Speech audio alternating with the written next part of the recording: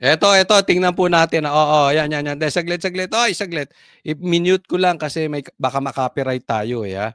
Pero ito si Bongbong, pansinin nyo, nandiyan dyan si Trump. Okay? So, tanong ko sa iyo, Bongbong, baka, alam mo, medyo maano tayo, baka AI eh. Kasi ang daming lumalabas na AI. Style po yan ng administrasyon. O kung hindi man si Bongbong mismo, yung mga arkilado niyang trolls, naglalagay sila ng video para kagatin ng DDS tapos pagbibintangan na fake news. AI ba to, Bongbong Marcos? Ako'y nagtatanong, ha? Maliwanag yan. Pero kung hindi to AI, nakakahiya ka, animal. Animal, ano, mabait na animal. Yun. Baka magalit. Sige. Tingnan mo kung paano ka inisnab. Tingnan nyo si Trump. Lahat binati, inintuan. Si Bongbong nandoon para may LQ sila. Wala ka talagang bilang, Bongbong Marcos. Si Trump hindi pinansin yung animal na mabait. Yung buhaya. Baka daw siya matusok. Pero alam nyo, ang sabi dito, yung ginawa nitong si Bongbong Marcos, nagpasikat. Binanatan niya yung China, knowing na andun si Trump. Pangalawang beses niya na to sinabi, di ba? Nung nag-meet sila. Alaala nyo? Nag-meet sila sa US. Minakbakan niya rin ng China. Anong ginawa ni Trump? Ano siya? Binara. Ngayon nagpasikat na naman. Anong ginawa ni Trump? Inisnab siya. Kasi ito si Bongbong, tapang-tapangan. Ang hilig mong bakbakan ng China para lang maipasa mo sa Duterte na ang Duterte ay takot sa China at pro-China. Yun ang gustong imahe na ilabas nito ni Bongbong sa Pilipinas. Matapang ako, nakikipaglaban ako sa China. Yan ang gusto niyang optics. Ngayon at the same time, nagpapakitang gilas kay Trump. Tanga! Ang totoong tapang, kaya mong sabihan, kaya mong pagbawalan ang mga malalapit sa iyo, ang mga kamag-anak mo, ang mga kaibigan mo na wag gagawa ng katarantaduhan sa gobyerno mo. Because that is direct disrespectful to you and to the Filipino people.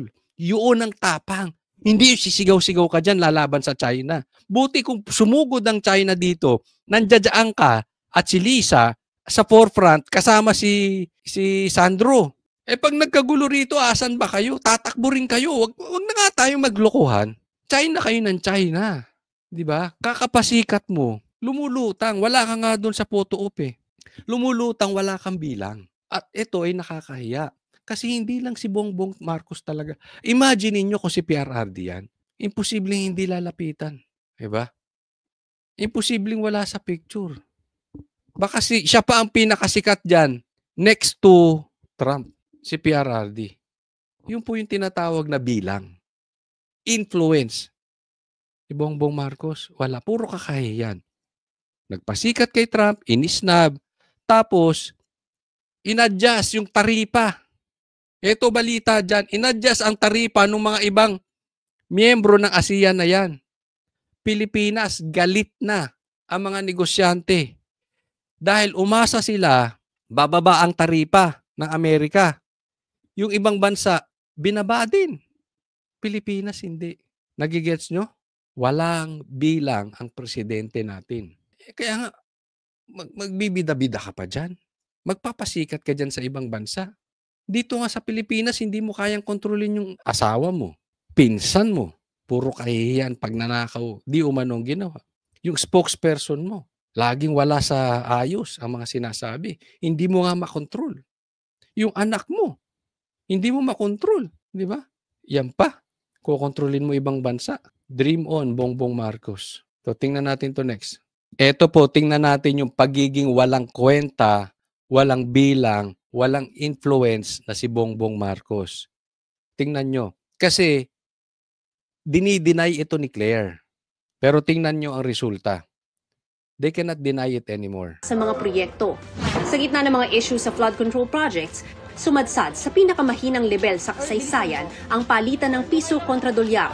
Ngayong araw, nagsara ito sa 59. Grabe, taas no, 59.13. Chinek ko yung aking Google. Last month lang, 1 month ago, nasa 58 lang yan. So, tumaas ito ng piso kada dolyar isang buwan lang. At ang sabi, posible ito tumaas pa ng 60. Ganyan po. Kaya nga yung sinasabi natin itong si Claire is ineffective. Wala siyang ginagawa kung hindi usuplak lang. Siguro masakit na rin ulo nito si Claire eh. Sa bagay, kumikita naman siya. So, tanggapin niya lang. Tanggapin mo nang tanggapin yung sakit ng ulo. Basta tanggapin mo nang tanggapin yung kinikita mo. May sahod ka naman eh, di ba? Oh. Anyway, paano mo itatanggi na hindi bumabagsak ang ekonomiya ng Pilipinas? Pag tumataas ang dolyar, ibig sabihin humihina ang piso. Magmamahal ang mga bilihin. Diyan pa lang, kahit anong ikot, kahit anong explain ng mga kaalyado mong si Boying, si Claire, at kung sino-sino pang si Tito Soto, sino-sino yung mga tuta nyo dyan.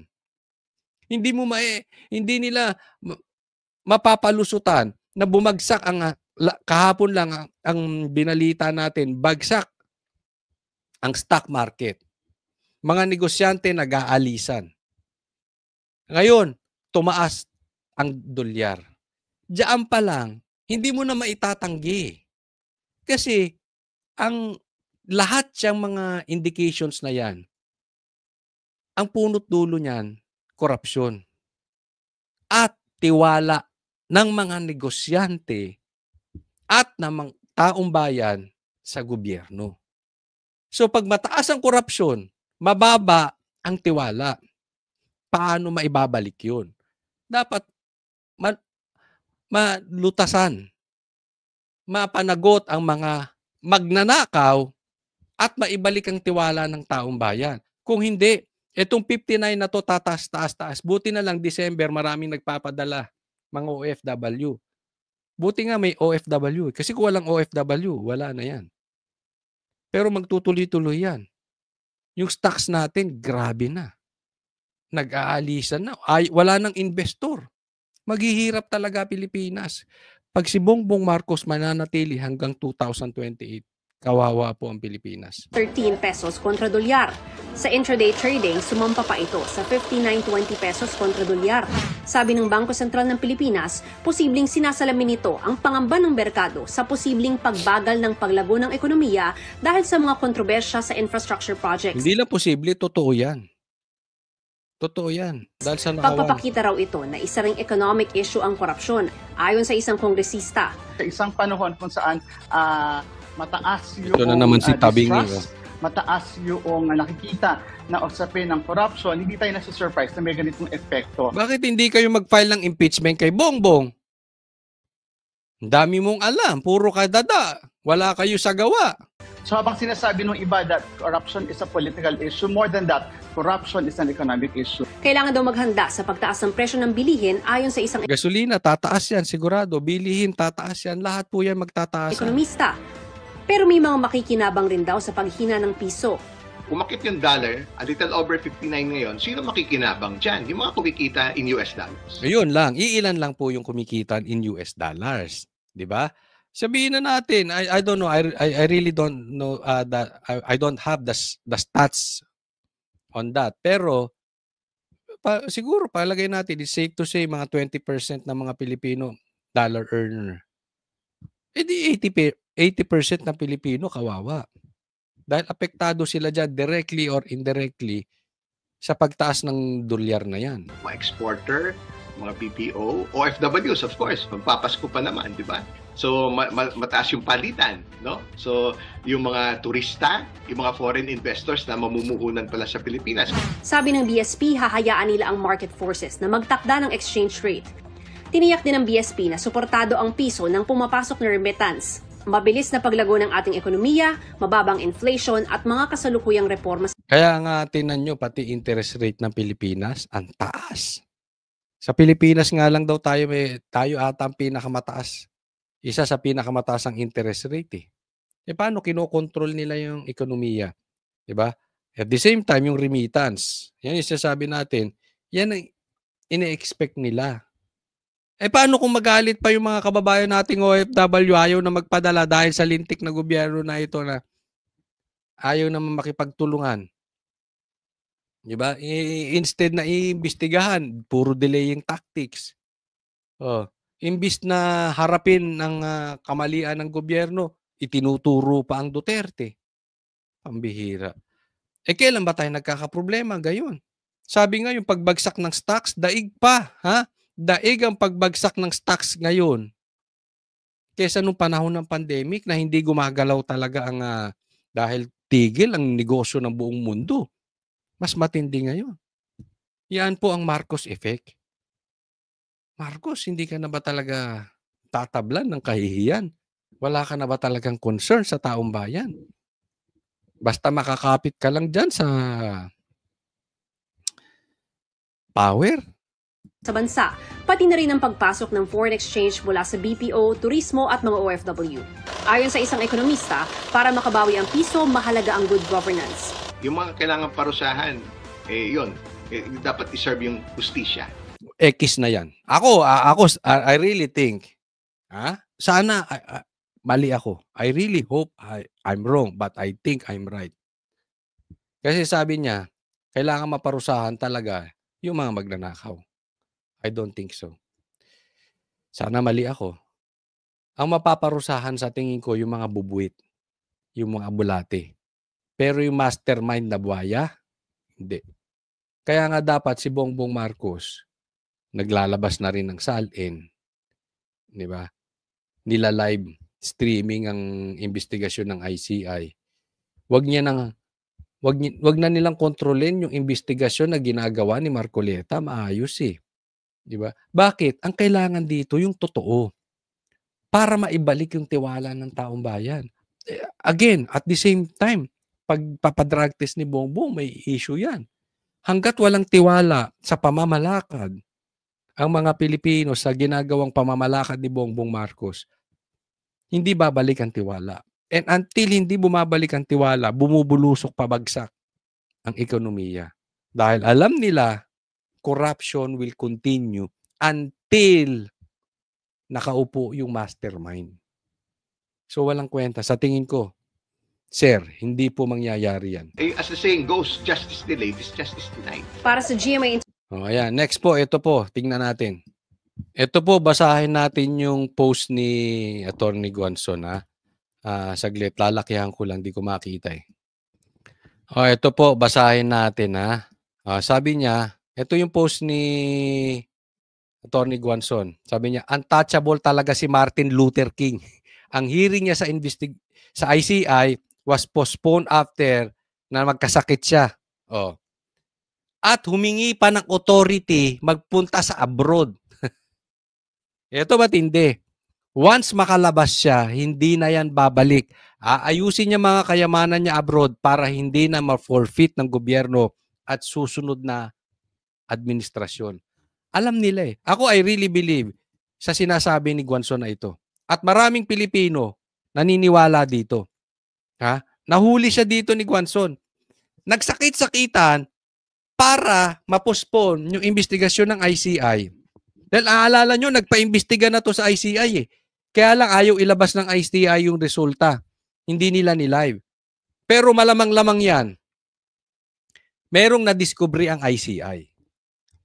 Naniniwala ang taong bayan may nadiskubre. Kasi kung walang nadiskubre yan, ang ICI, patungkol kay Tambi, tuloy-tuloy yan magpapa-imbestiga. So may nadiskubre ang ICI, matutumbok na siya, delikado siya. So anong sasabihin niya? May sakit. Kailangan ko magpa-abroad, tapos dadalihin na yung pera doon. Dahil delikado, dahil ang susunod na administrasyon, itaga nyo sa bato. Kung hindi mapapatay si BP Sara will be the next president. Taga nyo yan sa bato. So delikado yung perang nanakaw. According to Attorney Guanzon, which I agree, lalabas na. Doon na yan. Hindi na uuwi yan. Style na yan.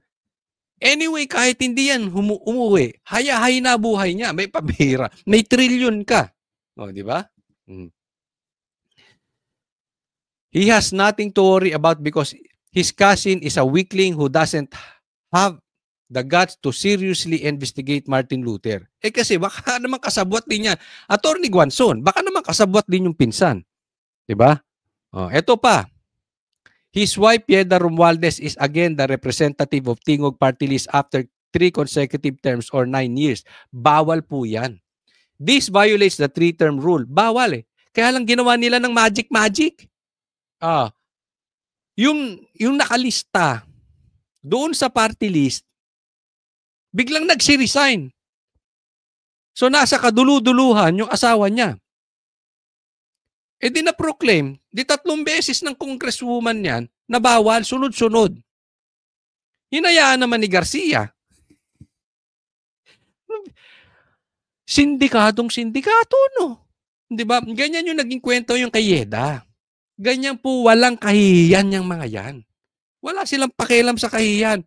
Even Bongbong Marcos, walang pakialam yan sa kahihiyan. As long as they can control it, they don't care.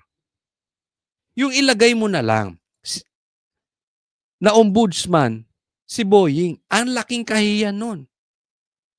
Yung ilagay mong Speaker of the House, yung pinsan mo, ang laking kahihiyan nun. Pero wala silang pakialam dyan. Hindi yan ang issue nila. Yung tinalo mo yung naglagay sa iyo na presidente na si Sara, tinalo mo. Ang laking kahihiyan nun. Ibig sabihin wala kang kwenta. Si Singson, nakaibigan mo, tinulungan ka para i-convince si Sara. Ang laking kahihiyan. Pero wala silang pakialam sa kahihiyan. Basta kaya nila, gagawin nila. Eto pa, yung anak niya. Their son is also a representative of Tingog Party List. Ito yung nanay, anak. Di ba? They don't care what decent people will say as long as they have power for their self-interest. No. But as someone said, absolute power corrupts absolutely. Pero hindi lahat ng panahon may kapangyarihan kayo. Tandaan nyo yan. There will be a time of reckoning. Aanhin nyo yung ganyang kayamang pamilya, na ganyang karaming pera. Kung masisira ang pamilya mo. Diba? Kung masisira yung siyempre, ano matututunan ng anak mo? Di magnakaw din. Ano matututunan ng anak mo? Manatili lang sa power. Wala di ba?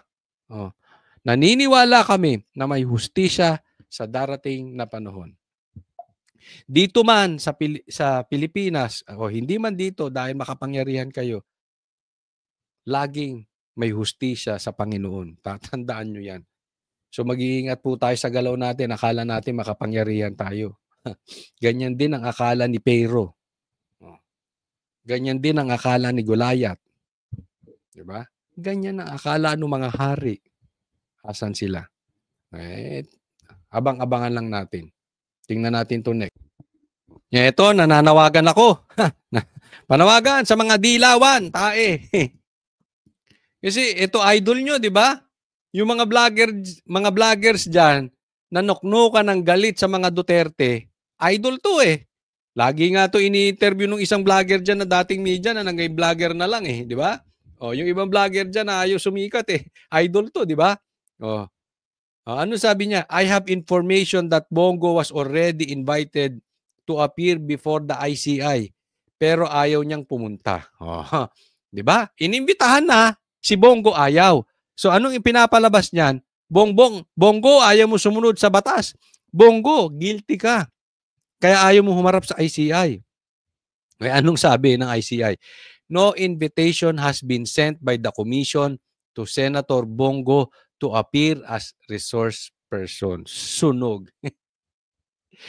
Pinklawan fake news peddlers. Kaway-kaway. No. Taas ang kamay dito ng galit na galit sa mga dilawan dahil nuknukan ng ipokrito. Sige nga, taas ang kamay ninyo. Sinong galit na galit dito sa Dilawan dahil ang idol nila fake news pa. Wala na ba kayong makuha na malakas-lakas? Bakit si Trillanes? Bakit pa epal ng epal to sa inyo? I mean, ganyan na kayo ka-desperate? Para paniwalaan nyo't lagi nyo pang ini-interview tong animal na to. Itong animal na mabait na to. Di ba? Oh, ano ka ngayon? Ano na naman palusot mo? Si Trillanes, hindi lang po ngayon yan. Ang dami pong nilalabas na fake news ng tao na yan. May naniniwala pa ba rito? Bukod sa inyong mga ipokritong dilaw. Wala nang naniniwala dito. Lahat ng nilalabas nito, sablay. Tingnan mo, ang layo-layo ng putukan niya. Ang problema nandun sa mastermind. Nung Ghost Projects. Sino hinahabol niya? Duterte. Duterte, kaalyado ng Duterte, malapit sa Duterte. Trillanes, dumadaan na tayo sa hirap. Kung wala ka na maambag sa ikabubuti ng mga Pilipino, huwag ka na magpakatuta doon sa magnanakaw. Kasi sabi nga ni Bongo pasahod to, di umano. Ha? Pasahod to ng mga magnanakaw. Ng mga contractor. Yung congressman na contractor din. Kaya kahul ng kahul, turo ng turo. Pareha sila ni Boying. Isipin mo, tinuturo si Bongo. Si Boying naman, pinag-iinitan sila Cheese. Si Villanueva. Ang gulo nasa kamera. Hindi, ako nagtatanong lang. Magkano ba ang bigay sa'yo? Ha? Tanong lang yan. May kalahating bilyon ba? Para sirain mo yung pagkatao mo at masunog ka sa impyerno? Tatanong lang kasi bayad ka raw Ayan ang sabi ni Bongo. Diba? Mga kababayan ko, wag na kayo maniniwala sa ilalabas na itong tao na to Wala na tong naitutulong sa Pilipinas. Yan na lang yan, pinagkakakitaan na lang kayo. Pinagkakakitaan na lang niya yung nangyayari ngayon. He needs to be relevant dahil hindi na rin siya manalo as politiko. Tapos na ang political career nito. So hanggang kahul na lang yan. But of course, habang kumakahul ka, may pera. Di ba? Ito pang isang tahol ng tahol. Yan, ito pa, tahol ng tahol. Si Claire, sabi niya, huwag niyang i-undermine yung balak ng Pangulo na palakasin ang armed forces at matuloy ang AFP modernization. Paano niya mapapalakas? Yung pangako niyang flood control, hindi nga niya nagawa. Alam niyo yung pinagmalaki niya yung flood control na yan? Never naming makakalimutang Banateros. Dahil nung pinagmalaki niya yan, nasa Davao kami nun. At nabalitaan namin susugurin ng KOJC. Kaya may press conference kami nun. Susugurin ng KOJC ng mga 5,000 pulis. Nung una nga hindi namin mapaniwalaan na mangyayari. Pero nangyari. Tapos nagbaha sa Maynila. Nagbaha sa Pilipinas after nun. Isipin mo, pinagmalaki ni Bongbong flood control. Walang nangyari. Puro bulilyaso. Nangako siya ng 20 pesos na bigas. Bulilyaso. Ang dami niyang pinapangako, bulilyaso. Yung bigas nga, hindi mo magawa ng paraan. AFP modernization pa. Diba? Ang sabi ni Claire, dinugtungan niya, kailangan lumakas ang ating pwersa at hindi tayo magaya sa nakaraang administrasyon na inutil na ituturing pagdating sa China aggression. Yan ang problema kay Claire. Yung hindi magampanan ng amo niya, kailangan again. That is the style of a loser. Diversion. Itong gobyerno natin, they will not, walang sense of responsibilities. Kaya wala pong natatapos Dahil Pag may kahinaan, alam mo dapat kung ikaw ay may kahinaan, ina-admit mo. Para ikaw natututo, babaguhin mo ngayon. Yan ang dapat karakter ng isang individual. Doon mo malalaman may mangyayari doon sa tao. Pero itong gobyerno natin, hindi talaga natututo. Bakit? Kasi ipinapasa. Hindi nila magampanan yung trabaho nila, kailangan silang gumawa ng diversion para hindi kapuna-puna yung pagiging weak ni Bongbong Marcos. Kaya nga ang sabi ni Pulong, if you cannot defend your president's failure, don't rewrite the success of the previous one. Diba? Alam mo kaya ako nawala. Kasi, ito si Claire, walang kwentang vlogger. Dahil kung ikaw vlogger, dapat nanindigan ka. Oo, naging spokesperson ka. Trabaho mo yan. Naintindihan natin. I-defend mo na lang yung presidente. Maunawaan ka namin eh. Kung i-defend mo yung presidente, dahil trabaho mo yan. Halimbawa, parang abogado. Trabaho ng abogado, i-defend yung kanyang kliyente. Pero ipapasa mo pa sa ibang tao na yung ibang tao wala namang kasalanan. Okay? That is, for me, that is evil. That is evil. May pananagutan kayo. May hustisya dyan. Hindi lang dito sa Pilipinas ang hustisya. Tatandaan nyo, lahat tayo mamamatay. Mananagot kayo. Kasi kung pagbibintangan nyo yung mga inosente dahil hindi nyo ma-defend yung sarili nyo, that is so low. Wala na yung karakter mo niyan. Hindi na yan trabaho. Personalidad mo na yan. Iyan ang tingin ko dito kay Claire. Mababa yung kanyang personality. Kailangan niyang ako sa akin, Claire, be creative.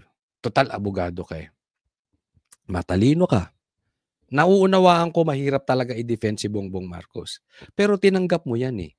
So accept the challenge. Be creative. Paano mo i-defend yung Pangulo nang hindi mo itinuturo yung ibang tao? Use your brain. Useless naman kung abogado ka, bobo ka. Useless naman kung abogado ka, hindi mo gagamitin yung utak mo. Useless naman kung abogado ka, hindi ka creative. Be creative. Paano mo i-defend? Do not disrespect a leader who actually delivered safety and stability to our citizen while you are busy crowdsourcing solutions for the economy. Tama. Alam mo, nilinis ni PRRD yung Alam mo, hindi dahil kaibigan natin si PRRD or hindi dahil sa DDS tayo. Nakita naman natin kung paano talaga nilinis ni PRRD. Ulitin ko to. PRRD is not perfect. Nobody is perfect. Lahat po ng politiko may baho yan. Lahat po tayo may baho tayo. Pero ginawa ni PRRD, nilinis yung kalsada. At that time, para tayo makalakad ng safe. Huwag nyo alisin sa kanya yun. Kasi kung pilit nyong aalisin sa kanila yun, akala nyo naluloko yung taong bayan. Hindi. Mataas pa rin ang tingin ng Pilipino sa mga Duterte. Kasi kung alam mo, hindi mataas ang tingin ng tao sa mga Duterte, si Bongbong hindi kailangan makisama sa dilaw. Ang dilaw, hindi kailangan makisama sa kay Bongbong. Mortal na magkaaway yan eh. Diba? Ganyan po kalakas si PRRD. So malaman kung paano kaano kalakas si PRRD. PRRD nagpapakain ng tae. Anong ginagawa niya ngayon? Yung dilaw, kinakain yung tae ni Bongbong. Sinukan nila yan. Tinain na nila yan si Bongbong. Diba? Ganun kalakas si PRRD. You cannot deny that. Sabi ko nga, isipin mo, ang tagal magkaaway ng Marcos at Aquino, Marcos at Dilaw, Pula at Dilaw. Tagal magkaaway niyan. But because of Duterte, because of PRRD specifically, na nag-overflow na rin at Ayan na rin si BP Sara. Isipin mo, pinagbati niya yung dalawa. Sino magkakaakala na magkakaayos yan dalawa? Pinagbati, tapos pinakain ng tae. Ganyan kalupit si BRRD. Sabi niya, "Oy! Dilaw! Kain! Kain!" So, sabi ng Dilaw, "Sarap ng tae ni Bongbong."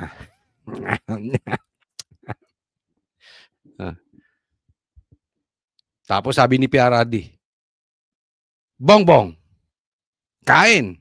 Siga talaga to si PRRD. Oo, nakakulong na yun, ha? Nakakulong na yun. Anong ginawa ni Bongbong? Kain din. Ang sarap ng tayo ng Dilaw, Yan po si PRRD. Ikaw, Claire, kakain ka rin? Kumakain ka rin, Claire? Ito, pag-usapan natin. Mabagal daw ang usad ng investigasyon sa ICI. Pero ang nagre-reklamo, tingnan nyo naman. No? Sige, pasok. Dismayado ang Makabayan Block sa pag-usad ng ICI investigation sa mga maanumalyang flood control projects sa bansa. Anila, justified ang pagkainip at pagkadismaya, lalo na ng taong bayan, dahil wala pa rin napapanagot. Nababahala. Alam mo, ang daming ang daming mga mga makakaliwa at komunistang inip na inip sa investigasyon ng ICI. Wala tayong pinagbibintangan, ha? Hindi, kahit naman ako, naiinip ako sa investigasyon ng ICI. Kaya lang, anong magagawa ko? Kung meron man ako magagawa, ginagawa ko. Ito, di ba? Vlogger po ako eh. So, i-convince ko, teka muna, bilisan nyo ICI.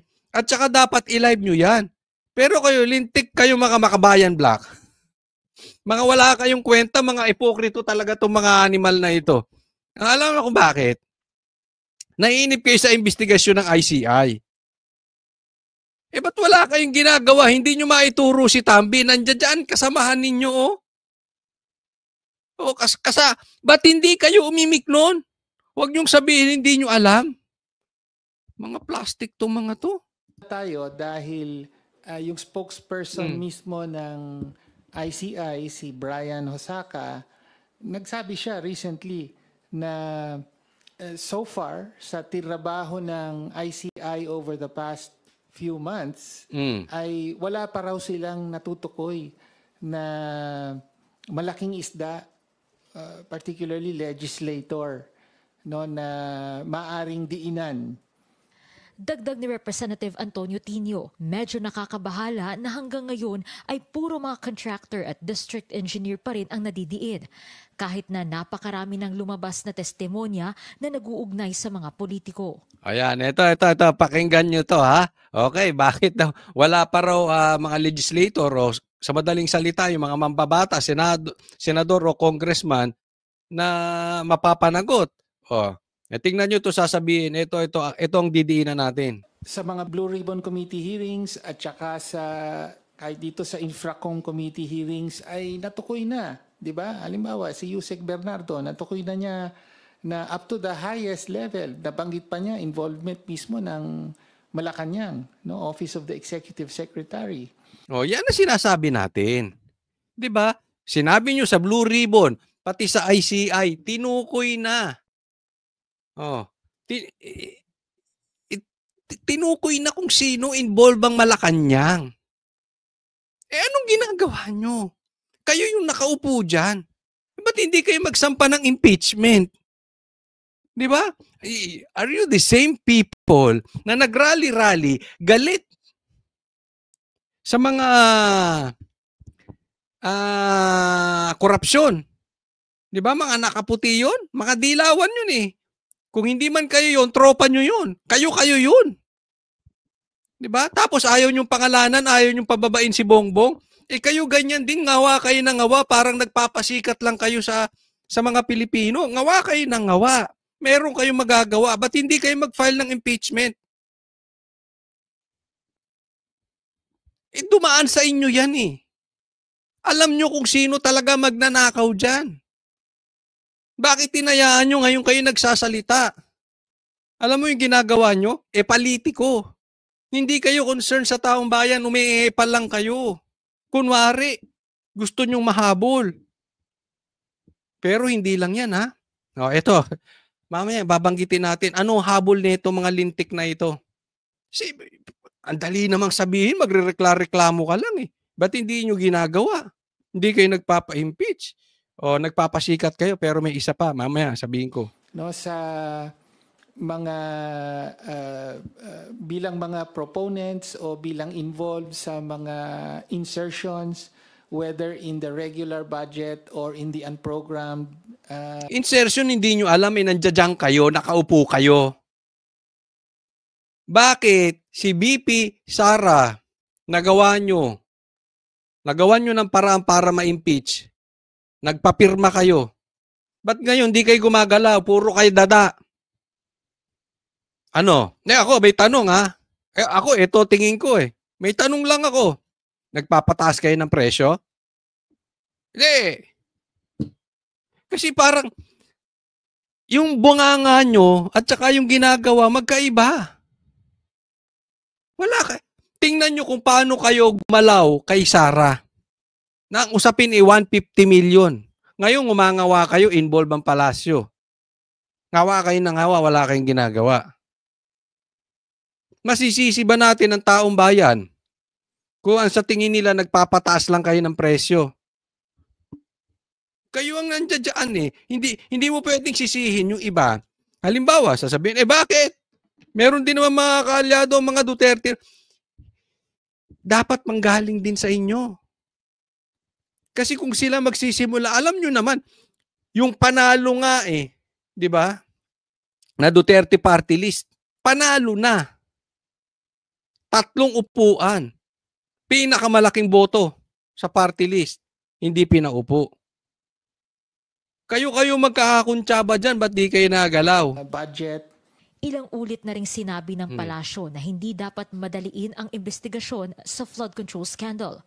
Pero sagot ng Makabayan Bloc, insensitive sa public sentiments yung comments na wag magmadali o wag mainip. Ayan, dahil ang at stake dito, yung pang-araw-araw sana na... Alam niyo, di ba sinabi ko na, anong sabi ng Malacanang, wag madaliin. Sundin ang due process. Lintik na due process yan. Hindi nyo sinunod yung due process kay Pastor Kibuloy. Hindi nyo sinunod yung due process kay PRRD. Ang dami nating kababayan na dapat ay may due process. Pati nga kay BP Sara Hindi nyo sinunod yung due process. Diba? Yung mga nanalo. Yung mga nanalo, hindi pinaupo. Yung mga talo, pinaupo. Nasunod ba due process? Yung pagiging ombudsman ni Boying, nasunod ba due process? Puro kayo due process, due process, due process. Pero ito, binanggit ko na po ito dati. Isa sa taktika nila, bukod i-divert kung kani-kanino para wag mapunta sa mastermind, ang main tactic nila delay. I-delay, i-delay, i-delay. Kasi ang Pilipino, mabilis makalimot. Ma-delay lang nila yan hanggang December. Ang Pilipino, masa-sidetrack na. Bakit? Pag December, busy na yan sa Pasko. Family gathering ng pinag-iisipan yan o kaya shopping sa mall. So, makaka-relax sila ng December. Malay mo, next year, iba na isip ng Pilipino. Yung presidente nga pinatalsik Yung tatay, diktador, gayo ibinoto. Yung mga dilawa nga, galit na galit sa mga Marcos ngayon, kinakain yung tae ni Marcos. Di ba? I-delay mo lang na i-delay, magkakaroon ka ng kakuntsaba. Magkakaroon ka ng kasabwat. And at the same time, mamaya i-discuss natin. Naku, yung pera. Maitatakbo na yung pera. Yan ang nakakatakot dyan. Yung palabas-labas ng bansa. Nagpapaalam, lalabas ng bansa. Delikado yan. Tatakayin na yung pera ng Pilipinas. Suporta para sa edukasyon, sa kalusugan, sa pabahay, at yung araw-araw din na pinapasan na mabigat na tax ng mamamayang Pilipino. Paliwanag ng Malacanang, nagpapakita naman daw sa ICI ang mga personalidad na pinapatawag nito kahit na wala Tigilan mo, wala kaming tiwala sa ICI until i-live broadcast yan. Live streaming yan dapat. Nakikita ng taong bayan anong klaseng investigasyon. Hindi pwedeng magic lang yan. O next po, tingnan natin to. Ito. Nagkahamunan kasi. Diba? Actually, wala akong masyadong tiwala dyan sa SALN na yan kasi madaling palusutan yan. But anyway, total naghahamon kayo. Sinasabi ninyo, wag nyo nang antayin. Ha? Ilabas na ang SALN. O eto, naglabas na sila ng SALN. No, tingnan po natin. Tila si dating Senate President Cheese Escudero ang pinakamahirap na sitting senator. Siya kasi ang may pinakamababang dineklarang net worth sa SALN na nasa 18.8 million sa taong 2024. Grabe, 18 million lang, no? O si Cheese, ayan, happy na kayo. Mas mababa ito ng bahagya sa dineklarang net worth ni Senator Risa Ontiveros na 18.99 Naku, 18 din si Risa. Wala akong tiwala dito sa babae na ito. Ito na yung tanim witness di umano eh. Ano pa itatanim nito, di pati SALN. million. Kung ikukumpara sa 2018 SALN, mula 10.58 million, umakyat ng 8 milyon ang net worth ni Escudero. Wala siyang liabilities sa kanyang recent SALN kumpara sa 5 milyong naitala noong 2018. 5 ang real properties ni Escudero at lahat ito'y ipinasa lahat umano sa kanya noong 2013. Pagdating sa kanyang 18.8 million worth of personal properties, meron Pagtingnan nyo yung si Chiso, yung mga luma yung sasakyan, no, 1995. Walang brand new eh, 19. Hindi ko mabasa, basta 19 yan, puro 19, wala nga 20, 1987, 1978, yung value niya nasa 300,000, 200,000. Baka marami sa mga nanonood sa akin dito, mas mahal pa yung mga sasakyan nila. Ito yung kay Cheese Escudero. siyang 1978 at 1987 Mercedes-Benz cars, isang 1969 BMW at 1995 Range Rover Classic. 3 ang kamag-anak ni Escudero sa gobyerno. Yan sina Sorsogon 1st District Representative Marie Bernadette Escudero, Kasiguran Councilor Ramon Escudero at Sorsogon City Vice Governor Cunimar Antonio Escudero II. Tumaas din ang net worth ni Senator Joel Villanueva pa 49.5 million sa taong 2024, ang pinakamataas niya mula 2018. 26.9 million lang ang naitala niya noon. At Ako, ito masasabi ko, ulitin ko, medyo hindi ako tiwala kasi sa SALN kasi madaling paikutin yan eh. Diba? Realistic lang. But still, nag-submit si Cheese, nag-submit si Villanueva sa hamon. Kasi ito, voluntary to eh. Diba? So ito, pinapakita niya. Ngayon, Bongbong Marcos, ikaw naman. Diba? Sa katunayan, dapat Bongbong Marcos at saka ikaw, Tambi, kayong magpinsan. Di ba sabi nyo maglalabas kayo ng SALN? Ang dami nyo sat-sat, mga animal kayo. Puro na lang kayo intro.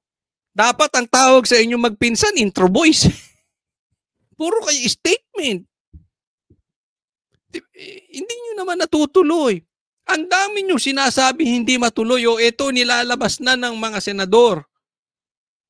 Kailan nyo plano? Di ako tanungin kita, Claire. Tanungin ko na rin yung mga manonood, pakilagay nyo dyan. Hulaan tayo. Sa tingin ninyo, kailan ilalabas ni Bongbong Marcos at saka ni Tambi ang SALN nila? Gusto rin namin makita. Diba? Kasi at least pag nagpakita ka, subject to ano yan eh. Research. I-research yan. Totoo ba to? May nagtatali ba? Magkakaalaman ngayon. Bongbong, huwag kang matakot. Kung wala kang kinakatakutan at wala kang ninakaw, labas mo rin ang SALN mo, Bongbong. Disable ang pag-akyat ng kanyang net worth mula 2019 at 2020. Sa recent SALN ni Villanueva, lagpas 15 ang real properties nito na majority ay purchased. Halos 46.3 million yan in total. Meron naman siyang lagpas 26 million na personal properties. Kasi di ba si Cheese, tinan nyo, bilis kilos, hinamon lang. Nagpakita na. Sabi nila, for tweet. Di binanggit niya kung sino yung magnanakaw. For tweet, sabi. Ayan ang magnanakaw, mastermind. Si Tambi. Kasama ang higit 6.6 million sa investments at 10.2 million in cash. Meron naman siyang 23 million peso worth of liabilities. Ang pinakamababang naitala niya mula 2018 na nooy nasa 27.5 million. Kapwa dawit sina Villanueva at Escudero sa flood control corruption scandal. Bilyonaryo couple naman sina Senador Raffy at Representative Jocelyn Tulfo. So far, si Senator Raffy ang may pinakamataas na declared net worth sa lahat ng mga senador. Grabe, no? 1 billion net worth, Raffy Tulfo. Dami mong chicks din. O hindi. Si Raffy Tulfo, walang bahid ng panchichiksiyahan. Walang bahid yan. 1 billion lang. Sige, Na tuloy. naglabas ng kanilang SALN. As of December 2024, hindi bababa sa 15 sasakyan ang pagmamay-ari ni Tulfo. Nandyan ang 2 Cadillac Escalade na parehong bulletproof na nasa 14 million pesos. Pero hindi, sa akin naman, si Tulfo, medyo lakas eh. Alam mo, alam to ng mga vloggers eh. Ang lakas ng YouTube nito. Malakas po yan. Each. Mercedes-Benz Hindi ko lang alam kung abot ng 1 billion. No, pero kayo na pong bahala. AMG, Lexus, Toyota Sequoia at ilang Toyota Hilux, Fortuner at Innova units. Panis yung mga sasakyan ni Chis ah.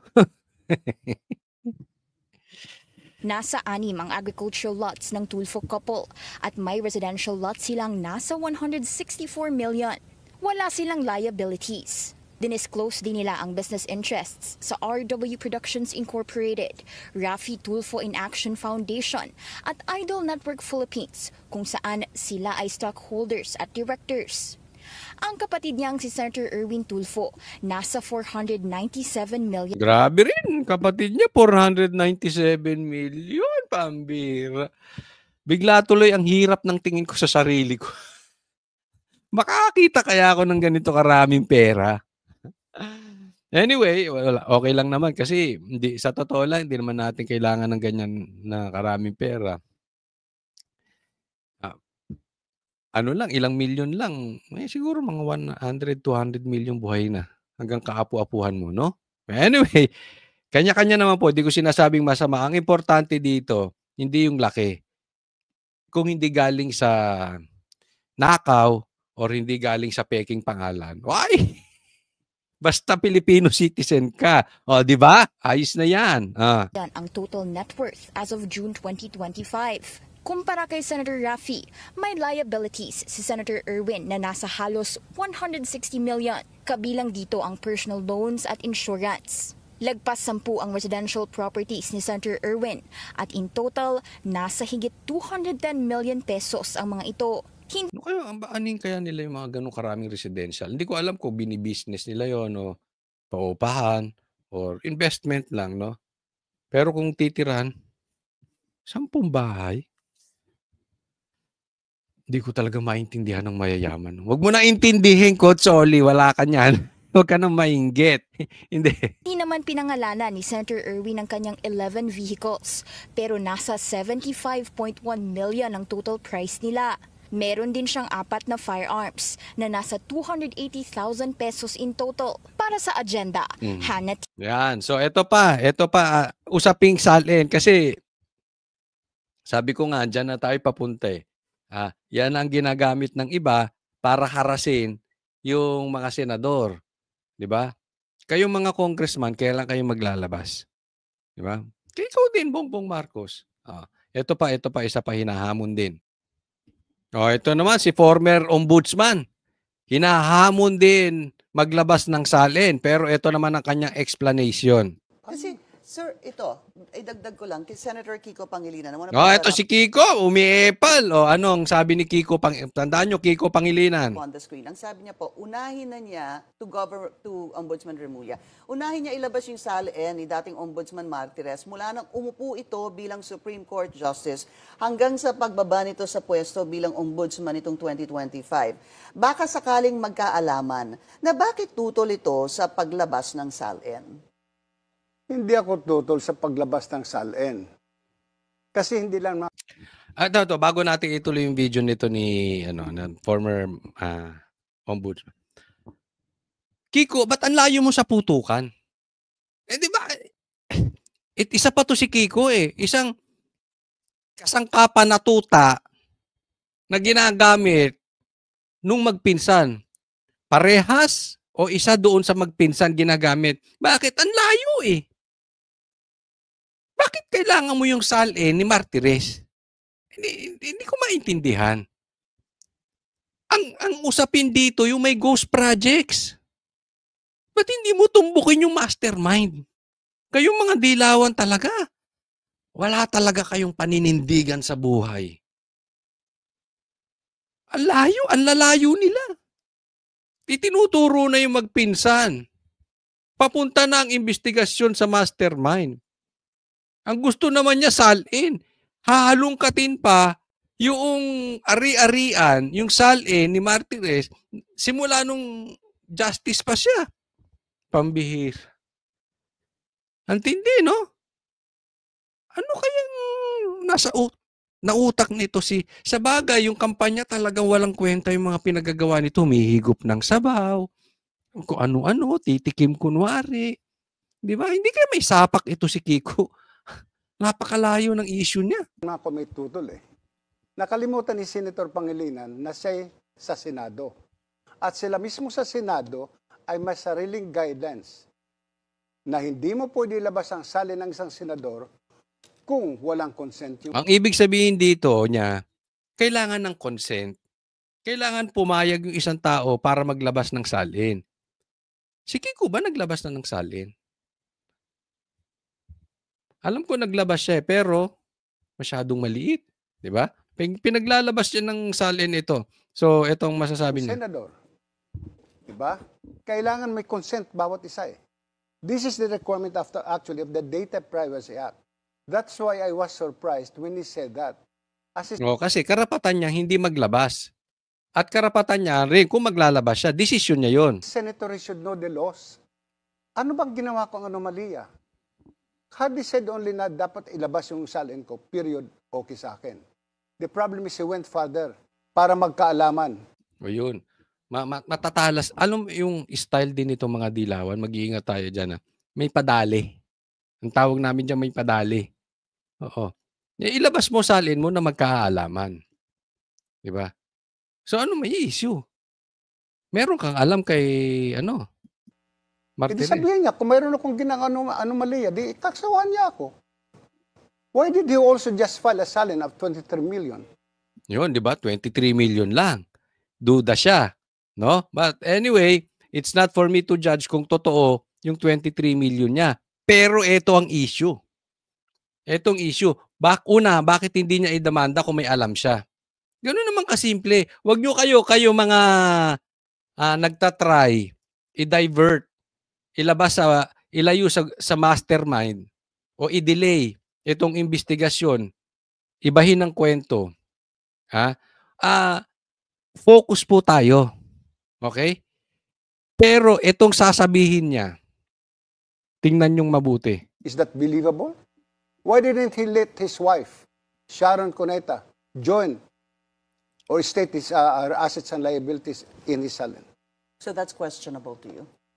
Yes, because the requirement of 6713 is joint. Ayun. So, ibig sabihin, hamon sa'yo, ilabas mo rin yung salin ni Sharon Cuneta kasi ang issue dito niya, bakit 23 million lang? Sabi ko nga, hindi ako mag-uusga kung sapat yan o hindi. Diba? Pero, kailangan din ilabas ni Sharon. Kung gusto mo ng hindi kusang loob, ba't hindi niya ilabas? Dahil, baka nakalagay lang kay Sharon yung mga properties. Diba? Baka may issue rin tong nakawan to si Kiko. At ipinangalan lang kay Sharon. Kung pera yan, malay ba natin? Kung lagayan yan, malay ba natin? Yun yung issue na sinasabi dito. Pero alam nyo mga kababayan, nagkakahamunan ng salin eh. At yan ay kusang loob ginagawa. Bakit? Marami nang naglalabas ng salin, si Bongbong at si Tambi at yung mga congressman hindi pa rin naglalabas. Bakit hindi natin puntahan? Bukod dyan, total kusang loob yan, bakit hindi tayo sumigaw din ng drug test? Diba? Kasi ang dami na rin nagpa-drug test eh. Bakit si Tambi at saka si Bongbong o yung mga iba dyan mga congressman ayaw magpa-drug test? Yes, sasabihin nila. Hindi naman. Kusang loob yan, wala naman sa batas yan. Kasi kaya lang man nilalabas din tong SALN para maibalik yung tiwala ng taong bayan. Ang tiwala ng taong bayan, bukod sa korupsyon, bangag yung gobyerno ni Bongbong Marcos. Not only Bongbong Marcos, marami. Sa gobyerno niya, bangag. So, ba't hindi na rin kayo magkusa? Total, sinisigaw nyo na eh. Ilabas ang SALN, magkusa. Huwag nang antayin. Ba't hindi na rin magkusa kayong loob? Para maibalik na ng todo ang tiwala ng taong bayan. Pa-drug test na rin kayo. Gusto nyo, sabay-sabay tayo. Di ba? Bongbong Marcos, it's time to step up. Magnanakaw ka ba? Kung hindi ka magnanakaw, labas ka rin ng SALN. Bongbong Marcos, bangag ka ba? Kung hindi ka bangag, pa-drug test ka rin. Fair enough? Pero karapatan mong tumanggi. Pero at the same time, you cannot blame the people. Kung ang tingin ng taong bayan sa'yo, bangag na magnanakaw. Next po tayo. Speaking of bangag na magnanakaw, di umano, ito si Bongbong Marcos may nilabas na sabi niya statement, I will certainly invite Chinese President Xi and I will make all of the means available to show how sincere we are that we would like for him to come to the Philippines. Kasi po, yung next ASEAN, gaganapin dito sa Pilipinas. So, iimbitahin daw niya yung Chinese President. Pambihira. Pagkatapos mong binanat-banatan, apaka-plastic talaga nito si Bongbong Marcos. Walang kupas. Ito ata ang tatay ng mga dilawan. Napaka-ipokrito ng mahal na mga tao sa Pilipinas. Diba? Iimbitahin mo. Pero sa akin, kung matuloy mang yung ASEAN na yan at gaganapin sa Pilipinas, at kung yan ay may pondo, please lang, wag nyo nang nakawin. Wag nyo nang perahin yan. Hindi ko alam kasi hindi naman natin alam kung may pera ba yan, may pondo pa yan. Kung gagawin sa Pilipinas, sana kukuhanin ng pondo, popondahan ba yan ng institusyon o popondohan yan ng host country, hindi ko alam. Pero kung popondohan yan nung ASEAN mismo, pakiusap ko sa'yo, Bongbong Marcos, wag nyo nang nakawin. Please lang. Nakakahiya tayo. Pag ninakaw nyo pa yan. Baka sabi, sobra ka naman, Coach Oli. Makapagbinta. Hindi po. Kaya nga sinasabi ko, wag na nakawin. Kasi baka naman si Bongbong Marcos hindi rin magbabantay. Kasi di ba sabi niya, hindi naman daw siya kasama sa mga nagnakaw sa ghost projects. Yun din na sinabi nilang magpinsan. Sila magpinsan, di umaamin na kasama sila sa nakawan eh. Pero titingnan mo. Kayong magpinsan, overseer kayo, ikaw presidente siyang Speaker of the House. Ando doon ng pera, ikaw ang pumipirma. Yung anak mo nasa Congress, wala kang alam. Ngayon, kung wala kang planong nakawin yung pondo kung susunod na ASEAN ay sa Pilipinas, pakibantayan naman. Kasi kung hindi mo mababantayan yan at nanakawin yan na kung sino-sino, magre-reflect yan sa Pilipinas, baka tatanga-tanga ka na naman, wala kang alam. Tapos sasabihin mo, bakit tayo napunta rito? Hindi mo alam. Tapos malalaman mo, ninakaw nung pinsan mo or ninakaw nung anak mo or ninakaw nung kung sino-sino mga malalapit sa'yo. Tapos ikaw clueless. Diba? Sino maniniwala? But still, kahit nagsasabi kang totoo, makakahiya tayo. Okay? So, ako lang, mapayo ko lang. Huwag nyo nang pirahin yan, nakakahiya.